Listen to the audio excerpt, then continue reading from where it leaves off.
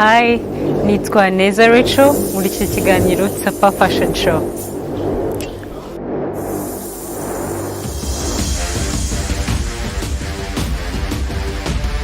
Ibintu bitanu by'ingenzi umuntu atakwirengagiza ibyo twita allergy ku ruhu bitewe imyambaro byo yateye imbere kuko hari abantu benshi bambara ibintu ukabona ni market nziza.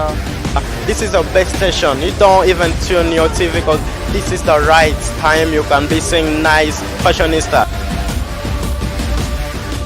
Twe nka Top Up Fashion Agency dukurikirana ikiganiro Top Fashion kuri TV1 Stay.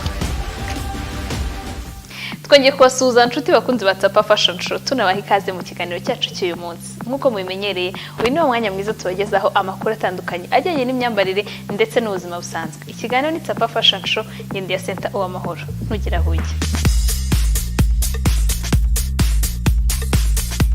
Reka rero nongere mbahe ikaze mu kiganiro cy'uyu munsi nanabibutsa ko iki ari ikiganiro mukurikirana isaha 9 n'igice ku cyumweru hano kuri TV1.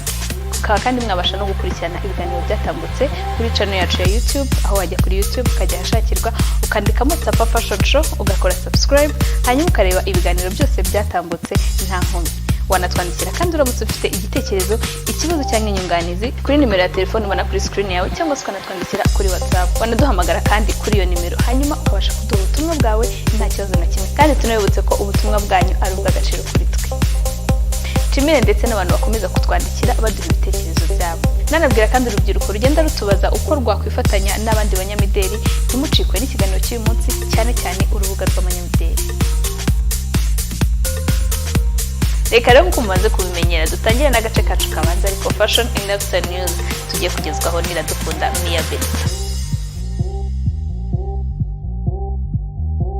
Muraho neza abakunzi ba Tsapa Fashion Show, nge Iradukunda Mia Benita akaba ari ngiye kubagezaho agace ka Fashion and Lifestyle News y'uyu munsi. Mu nkuru tubafite kuri uyu munsi rero munyemere duhere ku byabereye mu nama yabereye Kigali Transform Africa 2019. Mu bari witabiriye inama rero harimo ni Robo ariyo Sophie. Bwa mbere igaragara rero yagaragaye yambaye imishanana ariyo yari yambitswe na Moses Turahirwa uturuka mu nzu y'imideli Motions. Sophia rero akaba ari mu marobo yamenyekanye ku isi yose.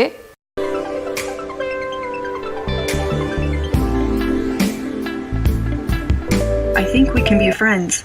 Let's hang out and get to know each other for a little while. You're on my friends list now. Yeah, I read that wrong. All right. Kuri ubu rero ibihugu bimwe na bimwe bikaba byarihaye ubwene gihugu. Iyi robo rero igaragara bwa mbere yagaragaye umushana w'umutuku utatswe imigongo ikunze gukoreshwa na Motions.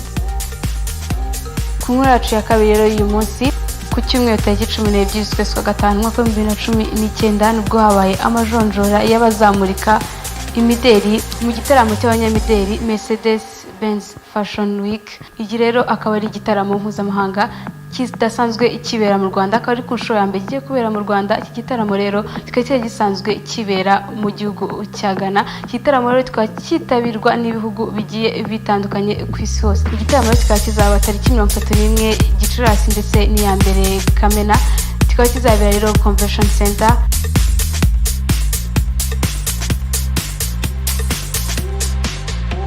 Ku nkuru ikurikira rero mu Rwanda hakaba hagiye gutangizwa uruganda rukora imyenda.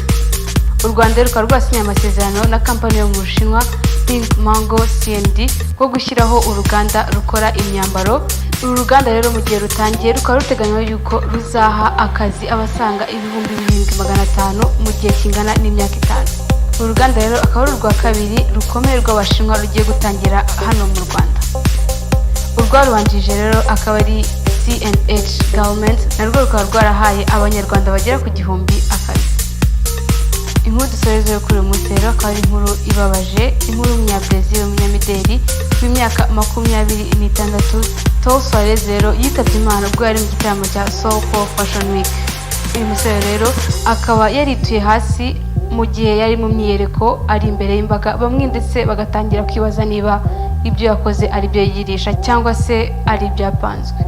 Nyuma yuko urupfu rwe rumaze gutangazwa nibwo benshi batangiye kwibaza yuko urupfu rwe rushobora kuba rwatewe nuko ashobora kuba yaje mu myiyereko atagize icyo afata. gusa ba nyiri gutegura iyi myiyereko ntibigeze bemera iyo mpamvu. Niyo mpamvu kugeza kuri iyi saha hatari hagaragazwa icyaterwa urupfu rw'uwo munyamideli. Nizere ko amakuru twabateguriye uyu munsi yabanyuze, nanabwira mwese mudukurikiye ko ari ngombwa kwiyitaho mbere yo kujya mu kazi akariko kose. Aha navuga kurya ndetse no kuruhuka bihagije kugira ngo udahura n'impanuka zituruka ku burangare. Nuko rero mwagiye mubidusaba mu butumwa mwatwohereje muri Fashion Academy uyu munsi, tugiye kurebera hamwe ibyo wagenderaho uhitamo imyambaro yo gusohokana, haba muri night club ugiye kubyina cyangwa se gusohoka bisanzwe ibyo dukunda kwita night out. Twebwe nka Kitenge African Fashion Agency dukurikirana ikiganiro Sapa Fashion.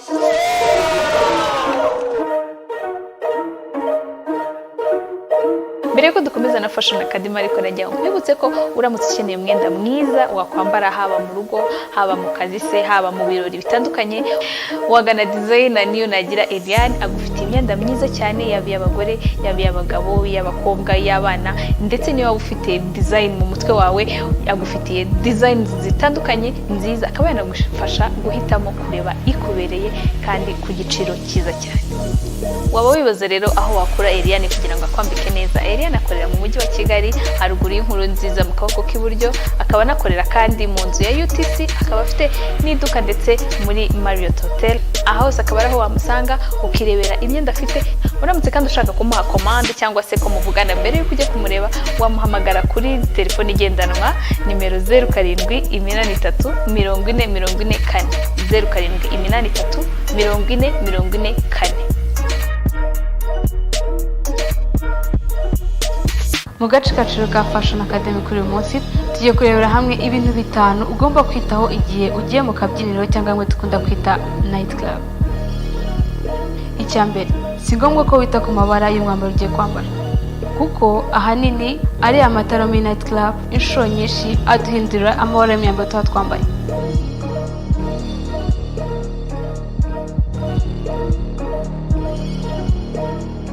Icya kabiri kandi ukwiye kwirinda umwenda wose wahindura ibara igihe hagize icyumenekaho cyangwa se igihe ubize icyuya.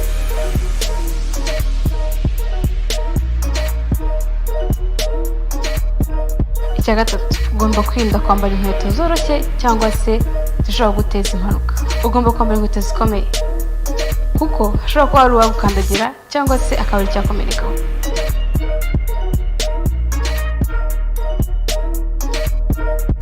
Icya kane kandi ukagerageza kwitera agaparufe gahumura neza kumvikana ariko katabangamira abandi.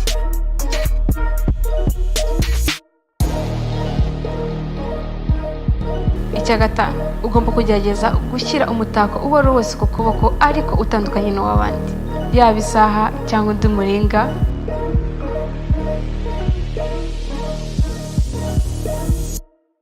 Ibyo rero akaba ari ibintu bitanu ukwiye kwitaho igihe cyose ugiye kubyina cyangwa se igihe ugiye muri night club.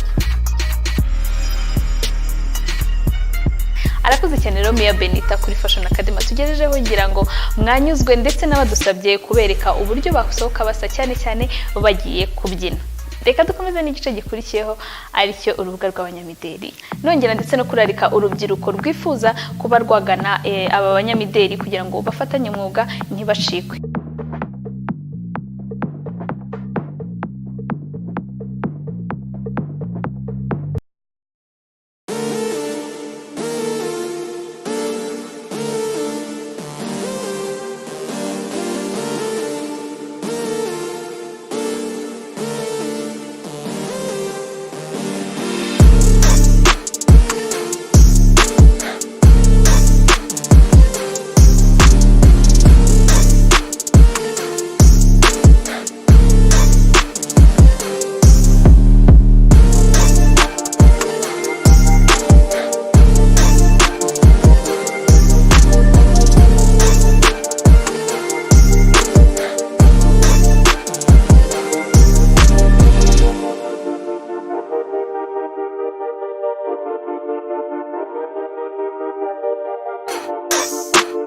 Nitwa Nzabarinda Nathanael, nkabanzwe ku izina rya Monixon mu social media agiye atandukanye.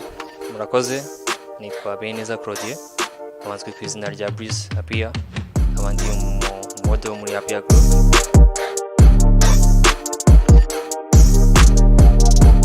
Nitwara ni Apia nkaba barizwa muri Apia Models ikorera hano ku kagari ka Murama Ikinyinya nkabandi designer makeup. Nitwa Nshimiyimana Faustin abandi umumodo. Nitwa Iradukunda Noella Apia abandi umumodo muri Apia Models. Amazina ni Amina Apia abankorera muri Apia Models. Nitwa Nyansenga Joshua abandi umumodo nkorera agence yitwa Apia nuko numvaga mbikunze.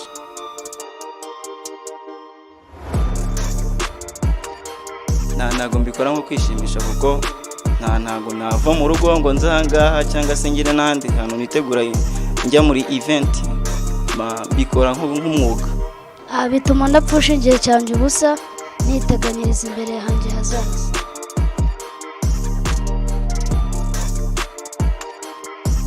Urugero nko muri agency yanjye yitwa Apia Models mfatanyije n'abandi bagenzi banjye, ahantu henshi twungukira ni mu bitaramo badutumiramo ama event atandukanye. Umuntu asuye social media zacu yabibona. Ahandi hantu urugero nko ku giti cyanjye biva mu mashop umuntu agenda yamamariza, urugero akagukwemvita akakubwira ati shaka kugushyira kuri billboard, ukagenda akagukorera shooting akakwishyura amafaranga mukagirana na contract. Atuma kuba umumodo akazi cyangwa se kubamuha ikiraka runaka, icyambere no kuba ari famous, icyambere no kuba ari famous kandi nanone na background y'umuntu nago yaba ari indiscipline ngo uzamuhe igikorwa cyawe kucyamamaraza. No, agomba kuba afite discipline, ari famous, ari umuntu uri cool. Inama ya mbere nabagira ni ukwirinda. First, kwirinda ubu bwabo, uko ibintu bya modeling iyo byinjiyemo nabi uhuramo n'ibintu bitari byiza cyane kuko babigara ukundi kuna abantu babivuga hanze n'abandi bantu kuno bagenda babivuga. Ariko ikintu twe dushaka kwerekana urugero nka Apia Models nukuvuga ngo ababyeyi bacu bavuga ati abana bacu nubwo bino bintu bavuga ngo ni ibyo kwirata ni iby'ibiki, bamenye ko ari ibintu bizana inyungu, mbese bizana amafaranga. Kugeza ubu ngubu nta kintu kinini modeling yari yatangira kunyinjiriza, ariko gake gake bigenda biza. Ngiye nka Amina role model wanjye muri modeling and fashion ni ngewe nka Amina nko mu myaka 3 iri imbere, kubera ko umumodo ari we wese nafata nka role model ntabwo yaciye mu nzira nk'izo ngenda ncamo kugira ngo nzagere ku rwego nifuza kugeraho. Igihe nzaba ngeze ku rwego nifuza kugeraho ni nge role model wanjye muri icyo gihe.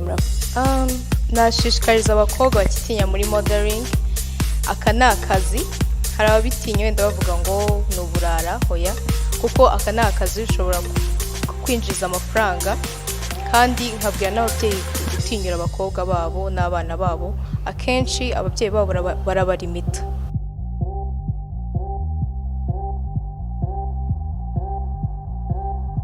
Umunyamideli ntabwo ugomba kujonjora, ntabwo ugomba kujonjora muri rusange, gusa African as made in Rwanda ari neza. Twambikwa n'iduka riri hano mu mujyi bagita Fair Decoration Dealers, ikorwamo n'umumama mwiza kabisa ukeye, muzajya mubibona abantu bazajya basura imbuga ziwe, bamwita niyo nagira Eliane. Apia Models rero ushaka kuyijoininga cyangwa se ushaka kumwe muri bo cyangwa se ushaka no kuduha akazi, ushobora kudusanga aho dukorera hano Ikinyinya mu kagari ka Murama kuri sale yaho, cyangwa se ugasura imbuga zacu dukoresha, harimo Facebook dukoresha iyo bita Apia Group, Instagram tugakoresha Apia Models, inindi Facebook bita Apia Fashion and Modeling Agency.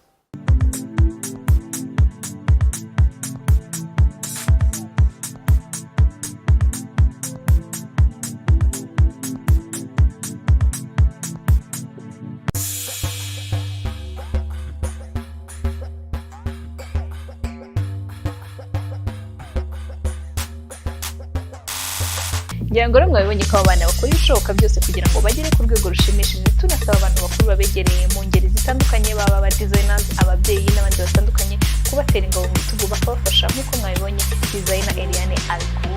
Ni naho rero dusoreje ikiganiro cyacu cy'uyu munsi, nongera gushimira mwe mwese mwafashe umwanya kugira ngo mugikurikire, nanabararikira ikiganiro cyacu cy'icyumweru gitaha. moya n'igice nk'ibisanzwe hano kuri TV1. Nongere mbibutse kandi ko uramutse wacikanywe n'ibiganiro byatambutse wasura YouTube channel yacu ariyo Sapa Fashion Show ugakora subscribe ukabasha kureba ibiganiro byose byatambutse ndetse ukajya ubona n'ibindi uko tugenda tubishyiraho. Ukaba wasura kandi imbuga nkoranyambaga zacu haba kuri Instagram, Twitter ndetse na Facebook. Wanasura website yacu ariyo sapafashion.com. Tunakwibutsa ko ushobora kutwandikira kuduha igitekerezo cyawe kuri nimero ya telefone ubona kuri screen yawe ukatwandikira cyangwa se ukaduhamagara ndetse ukaba wanaduha ubutumwa kuri mail yacu ariyo info@sapafashion.com. Reka rero nanashimire mugenzi wanjye Iradukunda Meya Benita wamfashije muri iki kiganiro, nanashimira kandi equipe technique yamfashije kugira ngo iki kiganiro kibagereho 5 kuri 5 ariwe umukuru Olivier ndetse na bagenzi be bo muri Step One Pictures. Reka mbararikire rero ikiganiro cyacu cy'ubutaha nanabifuriza icyumweru kiza cy'umugisha naho utaha. Ikiganiro cyari Sapa Fashion Show ngiye Senta uwo makuru. Ciao. Hi, nitwa Neza Rachel muri iki kiganiro Sapa Fashion Show.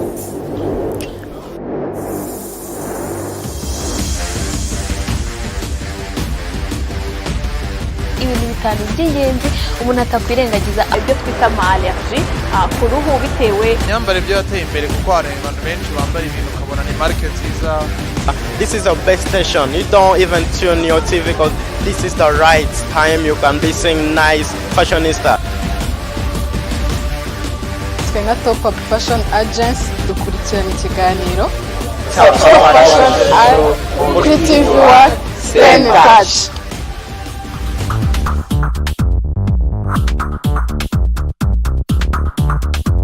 Mbokuri je kwambara neza nibisanzwe kuri Radio Star.